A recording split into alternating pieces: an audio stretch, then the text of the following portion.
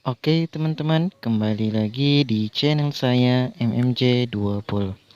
Oke teman-teman, di video kali ini kita akan membahas beasiswa yang teman-teman bisa dapatkan ketika berkuliah di Universitas Hasanuddin. Oke teman-teman, sebelum kita lanjut, bantu saya untuk bisa memberikan manfaat bagi orang banyak dengan cara di like, di komen, dan juga di subscribe tentunya teman-teman. Oke teman-teman, tanpa banyak bicara lagi, kita langsung masuk ke videonya. Check this out. Oke teman-teman, jadi beasiswa pertama yang teman-teman bisa dapatkan ketika berkuliah di Unhas yaitu beasiswa bidik misi. Nah, siapa sih yang tidak kenal dengan beasiswa bidik misi? Ya, hampir di seluruh perguruan tinggi beasiswa ini ya yang paling terkenal banget ya teman-teman. Karena ya selain dari kuotanya juga yang banyak, dan ya beberapa di perguruan tinggi khususnya di Unhas sendiri ya menurut gue sih cukup mudah ya untuk mendapatkan. Yang penting teman-teman memang termasuk dalam kriteria penerima bidik misi tersebut. Nah, yang perlu teman-teman ketahui sebelum kita masuk ke persyaratan beasiswa ini, jadi beasiswa bidik misi ini pertama kali diadakan atau muncul pada masa era Presiden Susilo Bambang Yudhoyono atau SBY. Nah, beasiswa bidik misi ini sampai sekarang masih ada teman-teman. Namun di era Bapak Jokowi itu sedikit berubah namanya, yaitu KIP Kuliah teman-teman, atau Kartu Indonesia Pintar. Nah, namun untuk persyaratan dan juga dan lain sebagainya itu hampir sama ya teman-teman.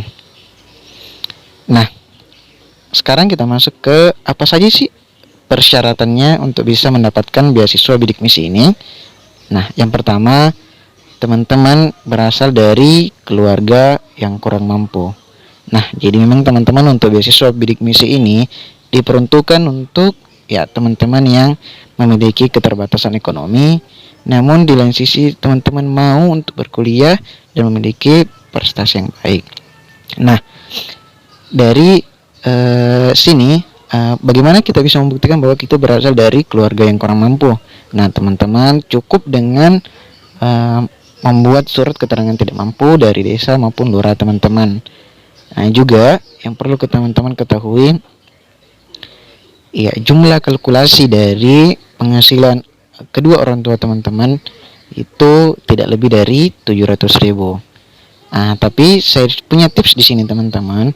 Ya misalnya pun teman-teman memiliki orang tua yang misalnya PNS, ya teman-teman tetap coba ajukan saja ke kampus untuk mendapatkan beasiswa bidik misi, karena memang ada beberapa golongan yang kurang lebih masih dipertimbangkan untuk menerima beasiswa ini.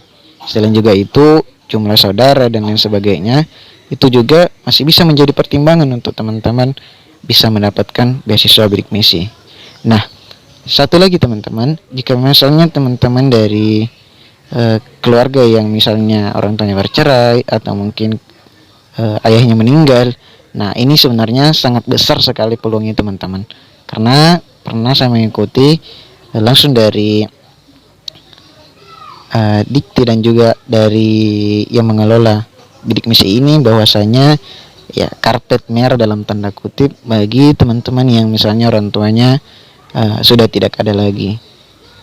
Ya, itu yang pertama teman-teman. Jadi persyaratannya adalah teman-teman berasal dari keluarga yang kurang mampu dan atau dari apa yang saya jelaskan tadi juga.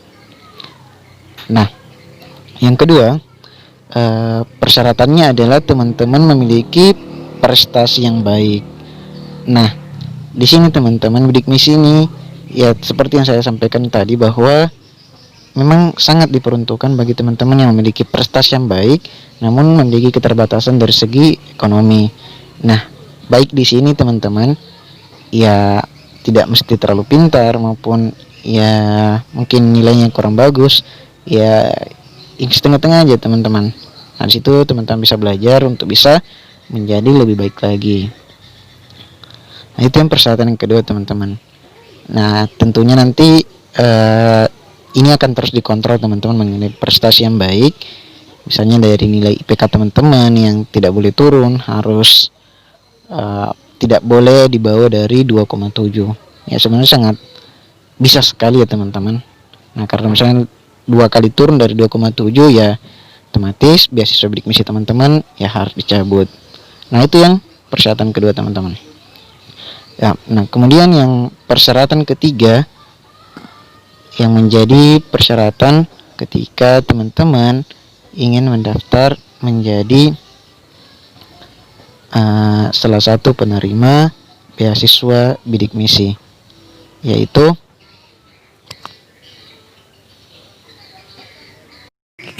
teman-teman berasal dari lulusan di tahun itu, misalnya di tahun 2020 untuk tahun ini dan 1 tahun sebelumnya. Jadi yang bisa menerima ini hanya angkatan 2019 maupun angkatan 2020. Nah, angkatan 2019 ini, teman-teman, artinya misalnya dia menganggur 1 tahun kemudian daftar, ya itu masih bisa. Namun misalnya angkatan 2018 itu sudah tidak bisa lagi, teman-teman, untuk bisa mendapatkan beasiswa bidik misi ini. Nah, jadi ini 3 persyaratan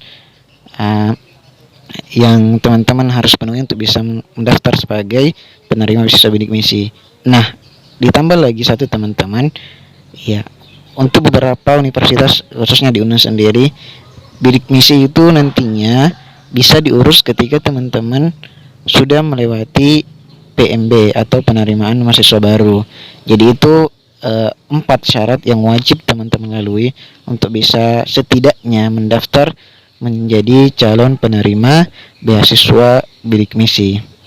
Ya, oke, teman-teman. Ini yang menjadi persyaratan-persyaratan untuk teman-teman untuk bisa mendaftar menjadi penerima beasiswa bidik misi. Dan untuk informasi yang lebih lanjut mengenai penerima beasiswa ini, ya teman-teman bisa ikuti di kemahasiswaan UNHAS, maupun teman-teman bisa searching langsung di bidik misi itu sendiri. Nantinya ada petunjuk dari situ, teman-teman. Ya. Nah, sedikit tambahan, teman-teman, mengenai beasiswa bidik misi ini. Nah, ketika teman-teman berhasil mendapatkan beasiswa bidik misi ini, apa saja sih keuntungannya?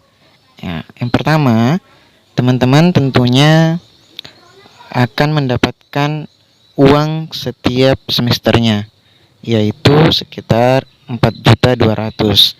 Nah, 4.200.000 ini artinya ya uang untuk kehidupan teman-teman selama di kampus, untuk beli buku dan lain sebagainya. Dan bagaimana untuk UKT, teman-teman? Karena di UNHAS menggunakan sistem UKT. Nah, di situ uang UKT teman-teman sudah dibayarkan. Jadi teman-teman tidak perlu pusing lagi mengenai UKT, teman-teman. Jadi teman-teman akan mendapatkan 4.200.000 per semesternya. Namun saya tidak tahu untuk tahun ini bagaimana sistemnya, karena saya juga pernah dengar bahwa akan diberikan per bulan. Jadi mungkin sekitar ya hampir 700-an atau 700-800-an untuk jika dikalkulasi per bulannya. Nah, jadi lumayan banget ya, teman-teman, ketika teman-teman berhasil mendapatkan itu. Nah, apalagi yang teman-teman bisa dapatkan ketika menjadi penerima beasiswa bidik misi. Teman-teman juga biasanya ada pembinaan dari kemahasiswaan UNHAS itu sendiri mengenai bagaimana mengembangkan potensi diri kita, ya, dan lain sebagainya. Jadi banyak sekali yang bisa kita dapatkan. Ya, oke, itu mungkin penjelasan mengenai beasiswa yang pertama yang teman-teman bisa dapatkan dari kampus Universitas Hasanuddin, yaitu beasiswa bidik misi. Ya, oke, teman-teman. Untuk beasiswa yang kedua yang teman-teman bisa dapatkan di UNHAS yaitu PPA, yaitu peningkatan prestasi akademik. Nah, namun untuk PPA ini sendiri, kalau tidak salah ya baru bisa mendaftar pada saat teman-teman sudah berada di semester 2. Nah, bagaimana cara daftarnya dan apa saja keuntungannya? Oke, nanti kita lanjut di video selanjutnya. Jadi teman-teman jangan lupa di subscribe untuk tidak ketinggalan info-info mengenai beasiswa yang bisa teman-teman dapatkan ketika berkuliah di UNHAS. dan juga mengenai informasi lain yang sangat penting, terutama bagi mahasiswa baru yang ada di Universitas Hasanuddin. Oke teman-teman, seperti itu untuk video kali ini. See you in the next video. Bye bye. Assalamualaikum warahmatullahi wabarakatuh.